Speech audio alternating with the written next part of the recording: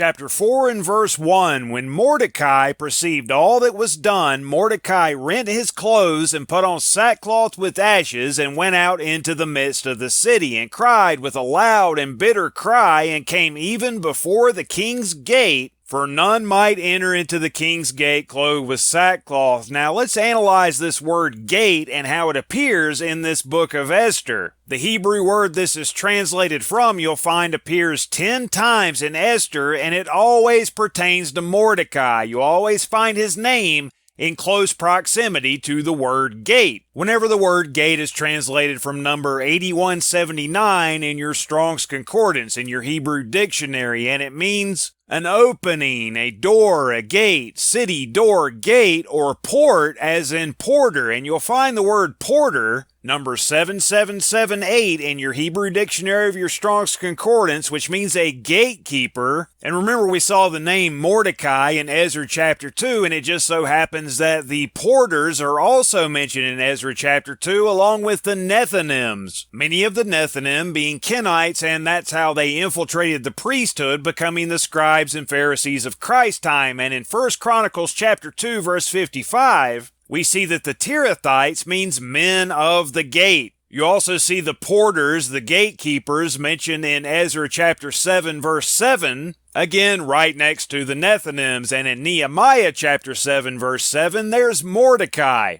So there really was a Mordecai. Could he have been the scribe, one of the Tirathites, the men of the gate perhaps, that penned this book of Esther? Because again, the name Mordecai means little man or worshiper of Mars, and some even take it to mean the Hebrew equivalent of Marduk or Merodach. And if you look into Marduk, you'll find the dragon of Marduk, which was on the Ishtar gate. Mordecai and Esther, the mythical dragon of Marduk with scaly body, serpent's head, viper's horns, front feet of a feline, hind feet of a bird, and a scorpion's tail, was sacred to the god Marduk, principal deity of Babylon. And you've heard of the Babylonian Talmud, the time frame of Ezra and Nehemiah being upon the release from the Babylonian captivity about 430 years before Christ's time, when the scribes and Pharisees had completely infiltrated the priesthood, as Christ explains himself in Matthew chapter 23, the generation of vipers, he calls them there. The bloodline responsible for the blood of righteous Abel to the blood of Zechariah, one of the 12 minor prophets upon the return from Babylon. The synagogue of Satan, who claim to be Jews but do lie, as it's written in Revelation chapters 2 and 3. And as Christ also said in Matthew chapter 23, the scribes and the Pharisees sit in Moses' seat. Moses being the lawgiver, but they make void the word of God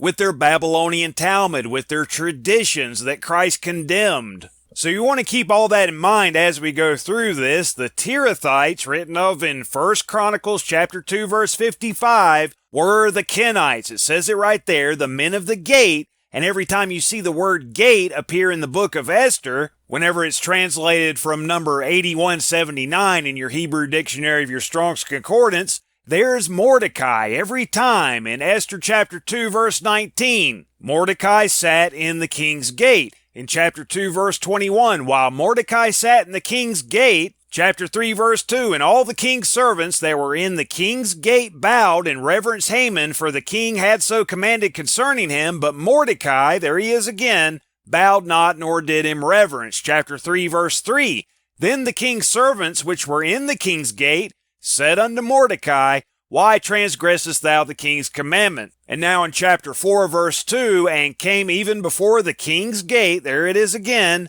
might enter into the king's gate clothed with sackcloth, and that's speaking of Mordecai, as we just read. And the Tirathites were the scribes, as it's written in 1 Chronicles chapter 2 verse 55, and Tirathites means men of the gate. There you have it, the porters, alongside the Nethinim, the porters being the gatekeepers, as we saw in the books of Ezra and Nehemiah. So there you have it. It's pretty clear. The Mordecai we read of in Ezra and Nehemiah may have very well been the man promised by God to stand before him in Jeremiah chapter 35 forever. The leader of the Kenites may have very well been Mordecai at that time, is what I'm saying. And that's who wrote the book of Esther, in my opinion. And verse 3 of chapter 4, and in every province, whithersoever the king's commandment and his decree came, There was great mourning among the Jews, and fasting and weeping and wailing, and many lay in sackcloth and ashes. No mention of prayer here. No mention of God. Only hidden in acrostics do we find the name of God. So Esther's maids and her chamberlains came and told it her. Then was the queen exceedingly grieved, and she sent raiment to clothe Mordecai, and to take away his sackcloth from him, but he received it not.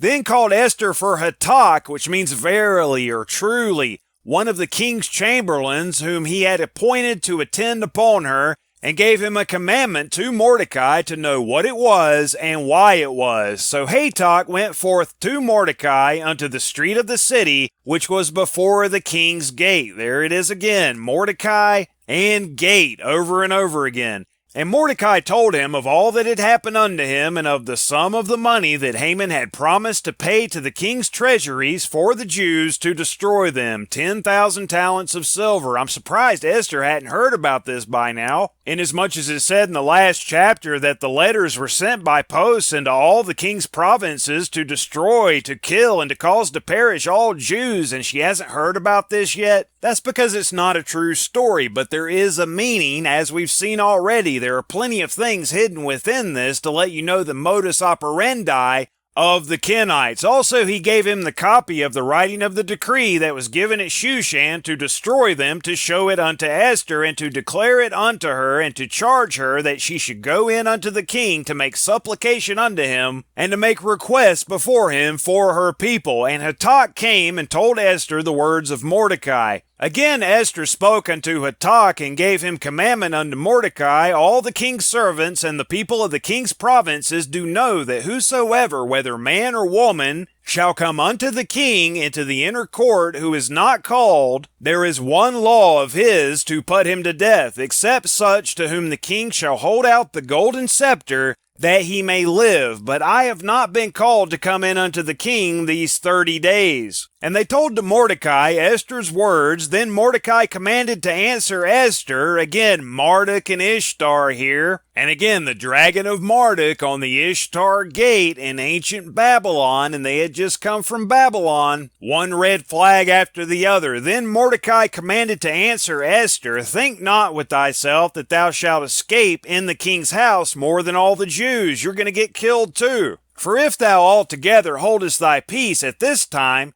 then shall their enlargement and deliverance arise to the Jews from another place. But thou and thy father's house shall be destroyed, and who knoweth whether thou art come to the kingdom for such a time as this? Maybe the reason you've been made the queen is so that you can convince the king to overturn the decree. And why wouldn't he say, maybe God placed you in this position so that you can save your people? But he doesn't mention God here. Nobody mentions God in the entire story. God's name is, however, hidden in acrostics, letting you know that he wanted this book in here so that you won't be deceived by Satan's deception that he brings about through his children, the Kenites. Should we hate these people for being the ones who carry out the negative part of God's plan? No, but understand who they are so that you're not deceived, especially when Satan appears in Jerusalem as the false Christ at the sixth seal, the sixth trumpet, and the sixth vial. In the verse where you see the 666 in the book of Revelation, it says to count the number of the beast, for it is the number of a man, that man of sin, the son of perdition. Don't let it throw you because it says man there. It doesn't mean human. Satan's called a man in Ezekiel chapter 28 as well as Isaiah chapter 14. In Ezekiel 28, he's called the Prince of Tyrus, which means rock. He's the false rock, the false Christ, and the small stones that came from that false rock are the false Jews, the Kenites. And they will, as surely as the day is long, endorse Satan as the Messiah whenever he appears. That's why this is a salvation issue for you to understand who the Kenites are. Otherwise, you'll be deceived by the four hidden dynasties of the Kenites now and at the sixth trumpet, and you'll even die spiritually at that time when you're deceived into worshiping the devil, thinking he's Jesus' returned, because you think that the Kenites are God's chosen people, and if they say it's the Messiah, well, it must be the Messiah. That's the deception, and that's the mark of the beast. To worship Satan, thinking that he's Jesus' returned, is the mark of the beast that causes one to die spiritually. Then Esther bade them return Mordecai this answer: Go gather together all the Jews, and again, this word can mean one of the tribe of Judah,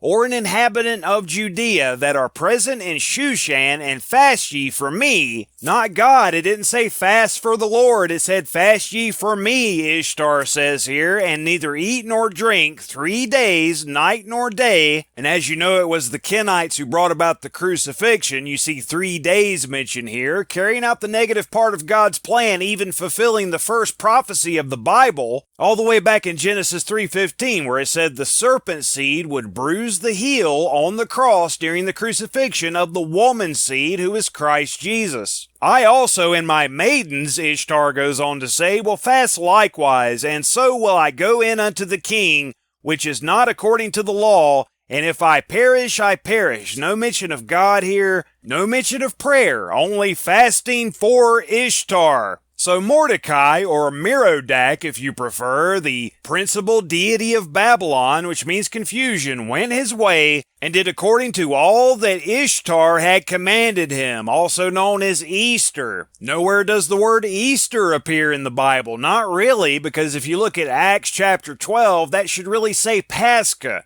Passover, not Easter, not Ishtar. And again, that mythical dragon of Marduk, you know who the dragon is from Revelation chapter 12. The dragon is Satan, the father of the Kenites, the king of Babylon of the end times. And the mythical dragon of Marduk you'll find on the Ishtar gate. Remember that the Kenites are also the Tirathites from 1 Chronicles chapter 2 verse 55. Men of the gate, put it all together, connect the dots. The mythical dragon of Marduk on the Ishtar gate in Babylon.